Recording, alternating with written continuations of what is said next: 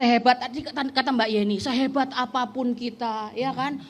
Sekuat apapun kita, setinggi apapun kita. Kalau Anda punya jabatan pemerintah, Anda tetap di bawah Fufu Fafa. Nah, iki Para kiai. Enggak, aku enggak mau jual sarung lagi aku. Banyak ruginya. Jual sarung ternyata lebih banyak untuk nutupin aib.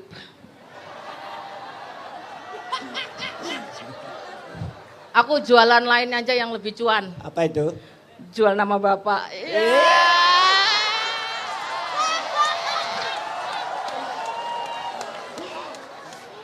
Sekarang lagi ngetren, terutama di kalangan anak presiden. Tolong dipelajari. Ini ada Ibu Arifah.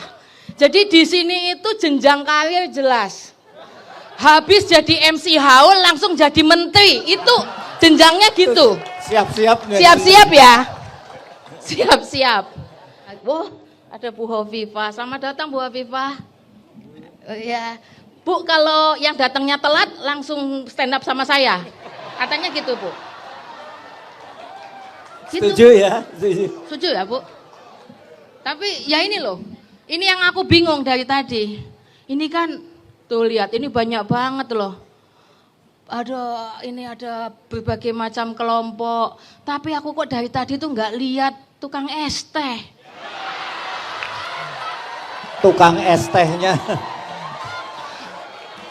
Tukang es tehnya itu sedang umroh. Oh, lagi umroh. Sedang umroh. Untuk supaya publik tahu. Iya. Namanya pengajian itu kalau ngomong itu harus baik.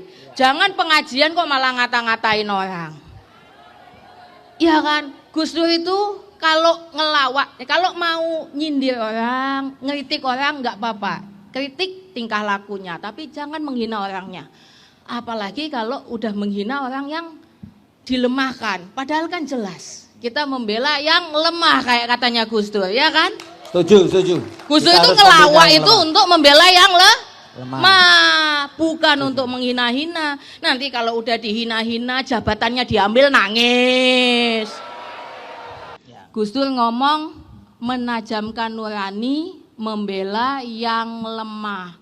Kuis yang benar, Mas. Sepakat, setuju. Yang ditajamkan Setuju. itu adalah nurani, bukan peluru, bukan senjata. Apalagi kalau dipakai untuk menghabisi masyarakat sendiri. Betul. Ya kan? Setuju. Sepakat. Dan kita harus membela yang lemah. Sepakat. Membela Semangat yang kita lemah. harus membela yang lemah. Ya, tapi udah ya, aku takut deh. Iya, saya Soalnya juga. sekarang itu aku takut lambeku dibredel ya, Mas. Iya, saya Soalnya pameran di bradel. iya, sekarang semua dilarang, semua dilarang. Pameran lukisan dilarang, aksi dilarang, nanti mulutku itu dilarang juga. Kenapa? Masyarakat siap-siap karena hidup kalian nanti bentar lagi apa-apa larang. Halo seluruh warga Kabupaten Nganjuk dan semuanya aja, jangan lupa subscribe, like, dan komen di channel YouTube Kong Danuji Nganjuk. Jangan lupa ya, pokoknya like, comment, subscribe. Sahabat-sahabat gadis, sahabat Kong Danuji, ini lagi marak menjadi perhatian publik. Sudah zaman reformasi, sudah melewati 98, sudah tidak zamannya Orde Baru, tetapi pembredelan terhadap karya seni yang mestinya dipamerkan, tapi pamerannya dibatalkan gara-gara dianggap tidak sesuai dengan pesan sponsor. Pesan sponsor dalam hal ini adalah Menteri Kebudayaan Fadlizon. Fadlizon yang dulu ketika menjadi anggota DPR sangat keras, sangat mengkritik dan tampak intelektual banget. Ini selaku Menteri Kebudayaan Kabinet Merah Putih adalah sebuah Menteri Kebudayaan yang tidak mengapresiasi terhadap adanya penyelenggaraan pameran di Galeri Nasional. Jadi lukisannya memang berupa kritik ya, lukisannya berupa kritik. Nah, kritiknya itu mungkin berkenaan dengan orang yang bagi Fadlizon adalah orang yang sangat berjasa ya, karena beliau menjadi menteri. Ini mulai Mbak Inayah, Mbak Yeni Wakid, dan beberapa budayawan yang lain juga mengkritik ya. Jadi karya lukisnya pelukis yang bernama Yos Suprapto kalau nggak salah. Ini berupa kritikan. Memang tidak sehalus Basuki Abdullah, tapi memang realis.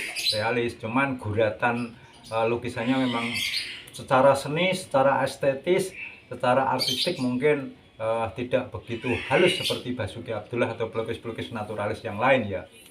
Tetapi saya menjadi teringat ketika tahun 86 saya menjadi pelukis karikatur di majalah atau koran kampus Universitas Negeri Malang UM. Waktu itu redaksi dari koran komunikasi itu adalah Muhadjir Effendi. Muhadjir Effendi yang kemudian menjadi Menko, menjadi menterinya Jokowi beberapa kali. Pak Muhadjir Effendi ini waktu itu masih di Fakultas Pendidikan UM ya. Kalau waktu itu tahun 84-85 itu masih IKIP Negeri Malang. Saya adalah karikaturisnya. Jadi seorang seniman yang membaca situasi sosial politik kemudian mengkritik. Kalau di dalam musik adalah Iwan Fals, Doel Sumbang, itu punya greget, punya kepedulian kepada dunia sosial. Nah, dalam seni juga ada yang seperti itu, bernama karikatur atau lukisan realis tapi memberi kritikan-kritikan sosial. Ini adalah sebuah kebudayaan, harus dibaca secara kebudayaan. Jadi kalau di bredel tidak boleh dipamerkan, itu sebetulnya sangat disayangkan. Tapi saran saya bagi pelukisnya, tidak usah gampang, tidak usah ragu-ragu. Jadi justru dengan dilarang itu, lukisan Anda makin tenar, Anda makin dibicarakan banyak orang, dan sejatinya aktualisasi daripada seorang pelukis untuk ikut pameran atau mengadakan pameran agar publik tahu. Jadi dengan dibredel itu berterima kasih saja. Ini bisa jadi kayak Pak Son Haji dijelek-jelekin viral malah menjadi kaya naik umroh itu. Jadi Anda di bredel tidak usah susah, ya pameran aja yang nggak melibatkan kurator. Kalau aturannya harus pakai kurator, jangan-jangan kuratornya sebetulnya juga setuju, tetapi kuratornya ini diberi pesan dipakai untuk tameng, untuk alasan. Nah ini, ya, kita menjadi teringat ketika awal-awal Inul Daratista, nah, itu sebagai seni musik, seni panggung ya dikritik habis. Waktu itu Gusmus membela, ini seni. Nah, juga demikian ketika zaman sugengnya Gus Dur selalu menjadi orang pembela yang lemah karena beliau adalah seorang tokoh yang sangat pandai membaca nurani, jeritan hati rakyat. Itu Alhamdulillah Mbak Yeni, Mbak Inayah melalui stand up itu Gus Durian banget. Jadi dia lantang, dia berani ketika yang lain sudah tidak berani, ketika MH sudah tidak bisa aktif mengkritik lagi, muncul sekarang Mbak Yeni Wakid itu mampu memberikan kritikan pedas. Bahkan kemarin sempat memberikan ucapan selamat dan salut pada TNI yang tidak cawe-cawe tapi memberikan kritikan pedas kepada Polri. Keras banget karena memberi saran pada Polri agar tetap pada presisi ya, membela, menjaga keamanan rakyat tapi bukan sebaliknya menjadi ancaman bagi masyarakat. Nah, ini beberapa kasus kita hargai, banyak anggota Polri yang baik seperti polisi Purnomo belajar menjadi baik, luar biasa. Yang pandai ngaji banyak, yang ahli qiraat banyak, polisi yang baik, tapi kadang-kadang dirusak oleh semacam Sambo, semacam polisi-polisi yang lain yang tidak membawa nama baik pada polisi tetapi malah memperburuk citra polisi. Itu yang amat kita sayangkan ya. Kita kembali kepada dunia seni. Ada seniman itu yang indah tentang sebuah estetika yang damai. Ini ibarat seorang yang alim, seorang yang ngaji itu seorang sufi yang zikir, yang ibadah untuk dirinya sendiri. Tapi kemanfaatan daripada seseorang itu adalah ketika misalnya ada seorang alim, seorang kiai yang mau terjun ke masyarakat, mau membela masyarakat, mau masuk di bidang politik, mau masuk di bidang publik. Contohnya adalah Gus Dur, ini luar biasa ini. Nah, seni juga gitu, seni ada yang melulu hanya dunia seni saja, tetapi ada seni yang menekankan pada kritik sosial. Sebab kritik sosial melalui dunia seni ini adalah kebudayaan banget. Ini adalah cara yang sangat sopan, yang sangat etik banget. Kita ingat, zaman SBY itu para pendemo juga ada yang nonton Kerbau itu seolah-olah diibaratkan SBY, ditulisi SBY.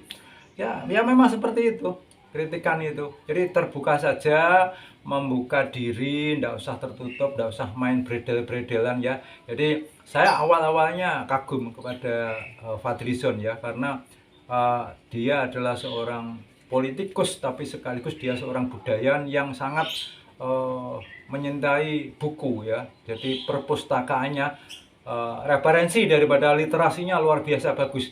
Maka saya masih salut kepada Fadlizon apabila dia mau menghargai sebuah karya seni dan kebudayaan, sehingga dunia seni bisa tetap berkembang.